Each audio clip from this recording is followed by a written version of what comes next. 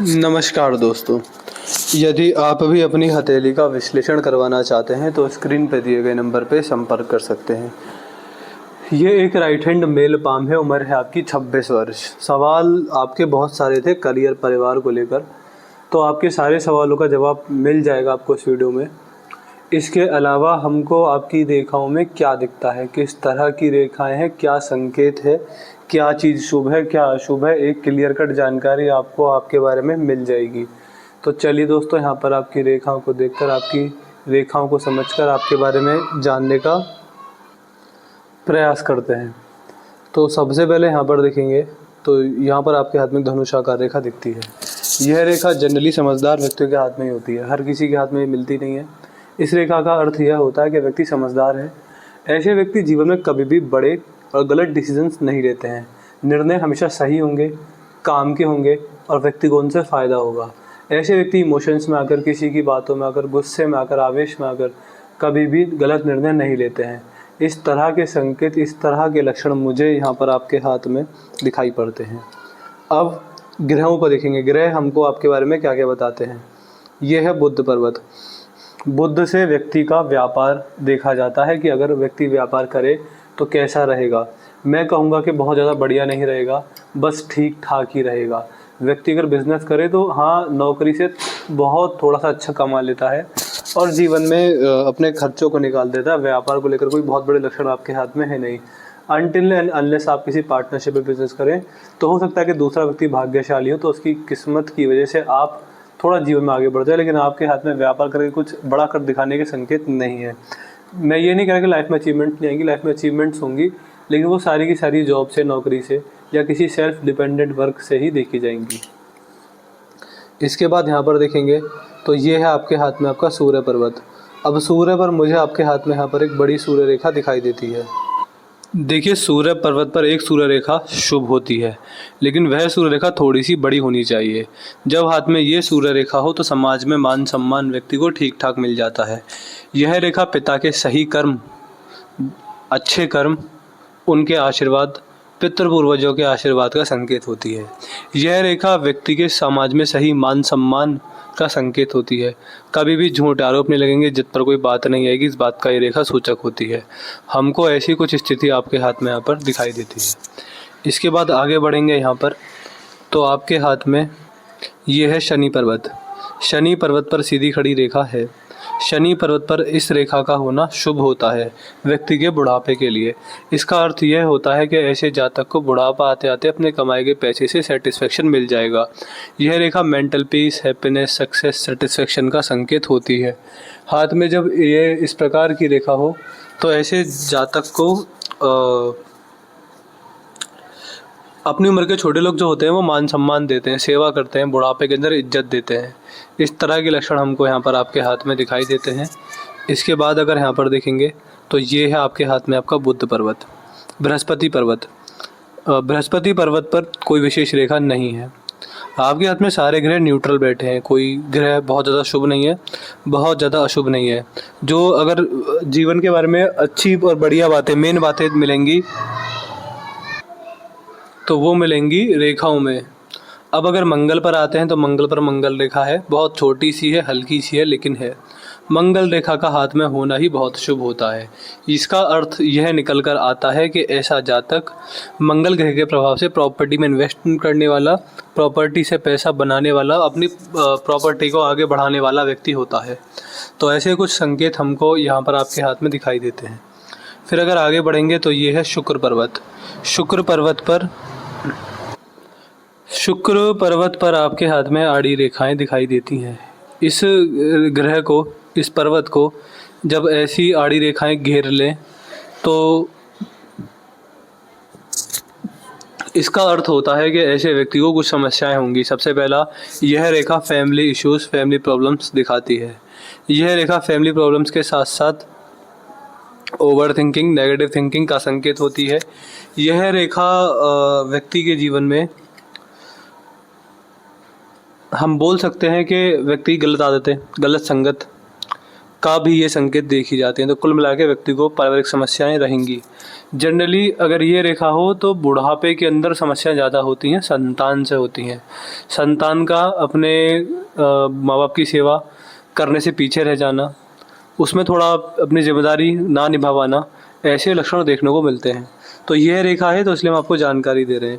शुक्र पर्वत मुझे आपके हाथ में बहुत ज़्यादा बढ़िया दिखता नहीं है। ऐसे व्यक्ति बेफिजूल का पैसा भी बहुत खर्च करते हैं, और पैसे का देखिए, पैसा खर्च एक अलग होता है, पैसे का वेस्टेज अलग होता है।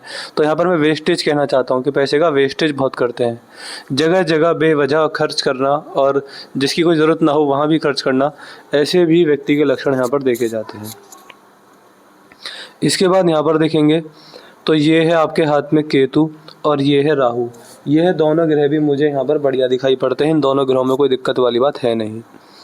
बात करेंगे यहाँ पर, ये है आपका चंद्र पर्वत और ये है बाहरी मंगल। ये दोनों ग्रह भी ठीक है, इनको बहुत ज़्यादा शुभ नहीं बोला जाएगा, बहुत ज़्यादा अशुभ नहीं बोला जाएगा। ऐसे व्यक्ति का मन चंचल होता है, मन में शीतलता होती है। अगर गुस्सा आ भी जाए तो व्यक्ति कंट्रोल में रहता है, अपने आपे में रहता है, अपनापा नहीं हो पाता, और व्यक्ति ज़्यादा शत्रु नहीं होता, शत्रु जीवन में ज़्यादा बहुत नुकसान नहीं पहुँचा पाते हैं। देखिए ये तो था आपके हाथ का जनरल एनालिसिस, क्योंकि आपकी ग्रह पर्वतों में ज़्यादा कुछ है भी नहीं बताने के लिए। आप व्यक्ति के जीवन की असली कहानी रेखाओं से समझ में आती है। तो अब रेखा देखते हैं, रेखाएं क्या क्या बताती हैं। अब देखिए, शुरुआत करते हैं हृदय रेखा की तरफ। अब हृदय रेखा जितनी बढ़िया होनी चाहिए उतनी बढ़िया नहीं है। क्यों नहीं है? क्योंकि ये हृदय रेखा टूट टूट कर आगे बढ़ रही है। यहाँ पर डबल है, यहाँ पर जाकर टूट जाती है, फिर आगे बढ़ती है तो फिर यहाँ पर टूट जाती है, फिर ये टूट जाती है। तो ये इस प्रकार आगे बढ़ रही है, किश्तों में आगे बढ़ रही है। इस प्रकार की हृदय रेखा हाथ में अच्छी नहीं होती है। यह व्यक्ति के बुरे कर्मों का संकेत होती है। व्यक्ति के द्वारा किए गए बुरे कर्म पास्ट लाइफ में, पिछले जन्मों में, अब भी, ये इसका सूचक होती है। व्यक्ति द्वारा बुरे कर्म होते हैं, अधर्म, गलत कार्य जो कि नहीं होने चाहिए वो व्यक्ति कर बैठता है। दूसरा, इस प्रकार की हृदय रेखा जब किसी जातक के हाथ में हो जाए तो आगे भी बुरे कर्म होने के संकेत होते हैं। इसका अर्थ यह भी होता है कि व्यक्ति स्वभाव से मनी माइंडेड, सीक्रेटिव, सेंसिटिव होगा। ऐसा जातक समाज से पहले अपना भला सोचेगा, हर चीज़ से पहले अपना भला सोचेगा। इस रेखा जब हाथ में हो तो व्यक्ति को कुछ हेल्थ इश्यूज भी देखने को मिलते हैं, जैसे कि बुढ़ापे के अंदर नहीं, 40s में डायबिटीज़, बीपी की समस्या, कोलेस्ट्रॉल लेवल की समस्या, इस बात का संकेत ये रेखा देती है। ऐसे जातकों को अपने जीवन में अपने कर्मों पर विशेष ध्यान देना चाहिए कि जीवन में कुछ भी हो जाए, चाहे वो बड़ा पैसा ना कमा पाएँ, स्वास्थ्य में 2-4 दिक्कतें हो जाएं, लेकिन कर्म खराब ना हो, क्योंकि कर्म ही एक आखिरी बची संपत्ति होती है जो व्यक्ति के पास बचती है। पैसा, परिवार सब छूट जाएगा, लेकिन कर्म आपके साथ रहेंगे, कर्म आपका पीछा कभी नहीं छोड़ेंगे। इसलिए इस रेखा को देखते हुए विशेष सलाह दी जाती है कि कर्मों पर ध्यान दीजिएगा। चाहे बड़ा पैसा कमाए ना कमाए, लेकिन कर्म ना बिगड़े, इस बात का ध्यान रहे। अब आगे बढ़ते हैं आपके हाथ में आपकी मस्तिष्क रेखा की तरफ। तो देखिए, ये जो मस्तिष्क रेखा है ये है आपके हाथ में, ठीक है, लेकिन इसमें भी नीचे की ओर रेखा जा रही है। इस प्रकार की मस्तिष्क रेखा व्यक्ति के जीवन में मेंटल स्ट्रेस और टेंशन लेकर आती है। और देखिए, ये ऐसे नहीं है कि एक उम्र में, आपके हाथ में हर उम्र में ये मस्तिष्क रेखा ऐसी ही है, जिसका अर्थ ये है कि व्यक्ति को हर साल 2 साल में बड़ी टेंशन आती रहेगी। टेंशन करियर को लेकर, परिवार को लेकर और अपने स्वास्थ्य को लेकर, ये 3 ही मेजर कंसर्न रहेंगे आपको टेंशन के। किसी उम्र में किसी टॉपिक को लेकर टेंशन है, किसी उम्र में किसी टॉपिक को लेकर टेंशन है। अभी विवाह को लेकर टेंशन है, अभी करियर को लेकर टेंशन है, आगे चल के टेंशन थोड़ी बहुत बदलेंगी, लेकिन टेंशन रहेगी। व्यक्ति के जब भी खाली बैठेगा तो मन से शांत नहीं हो पाएगा, कुछ ना कुछ समस्या व्यक्ति के अंतर मन में चल रही होती है।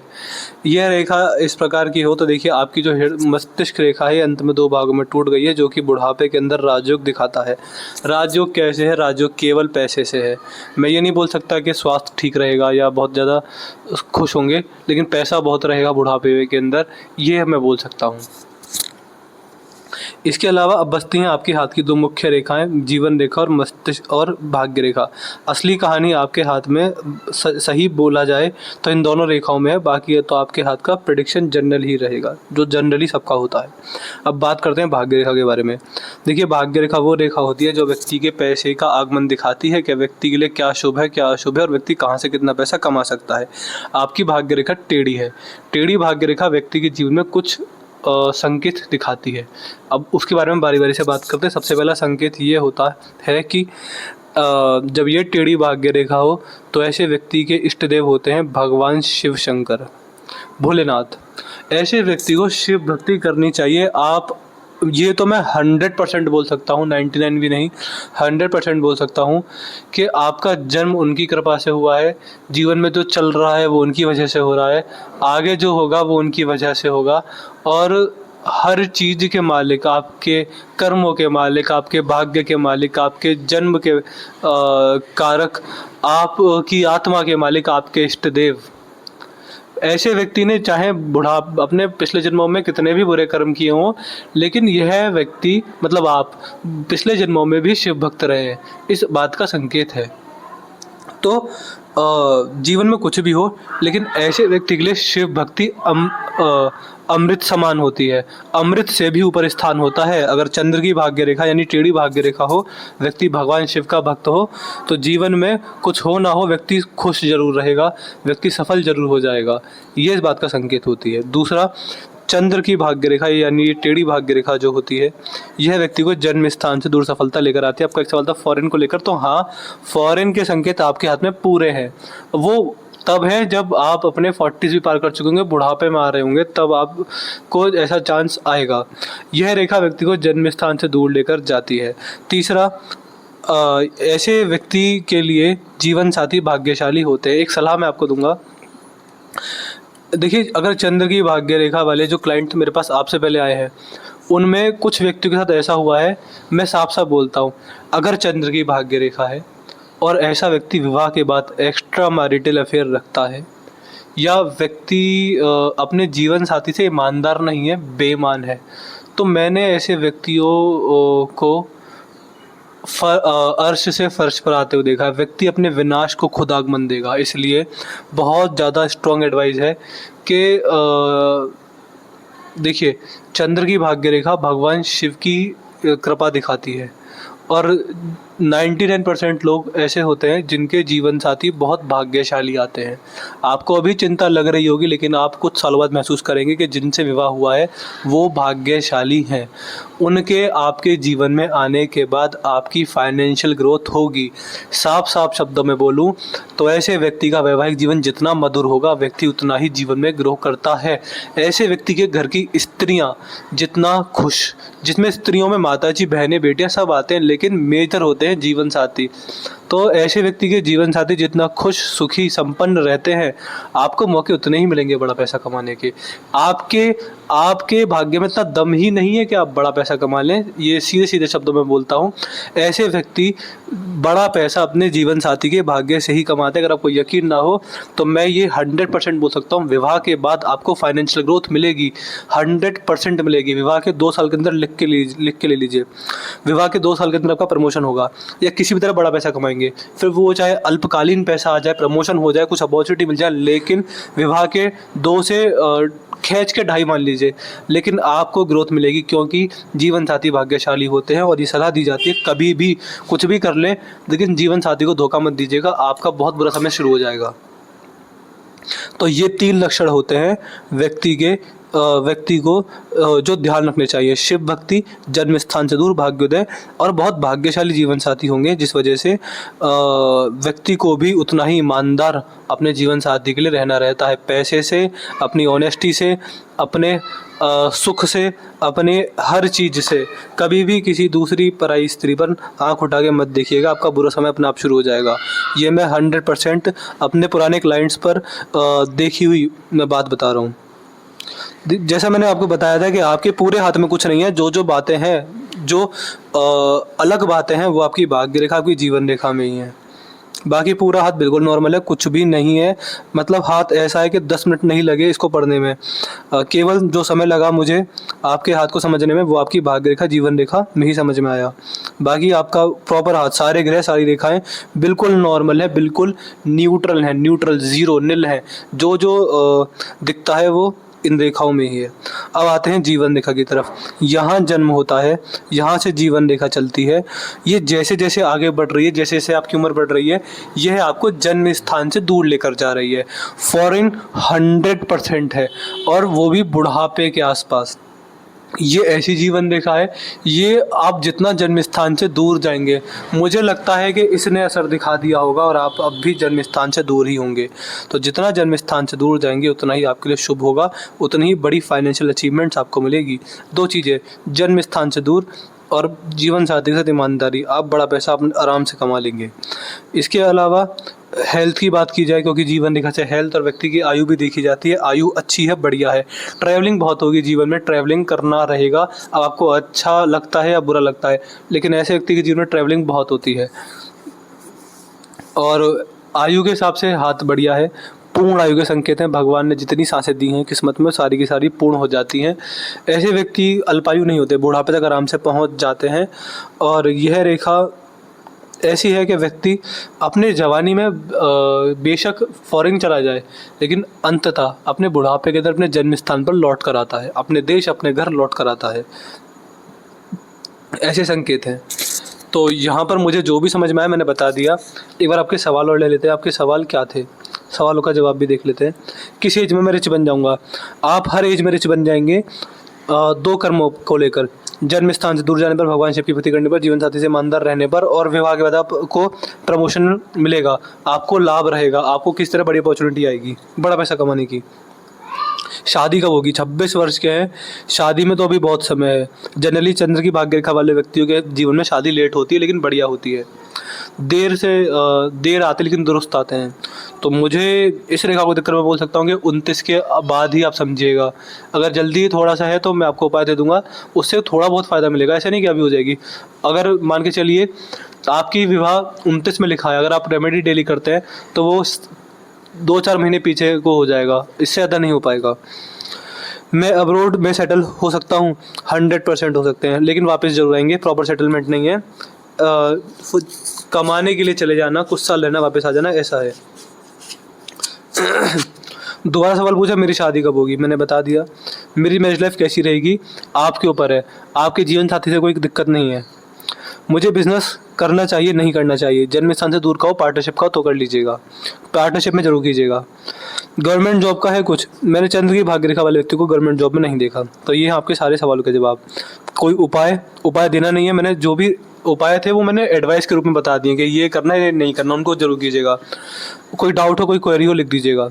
तो मैं आशा करता हूँ कि यहाँ पर आपको आपके सारे सवालों के जवाब मिल गए होंगे। चलिए दोस्तों, मिलते हैं अगली वीडियो में, तब तक के लिए जय हिंद, जय भारत।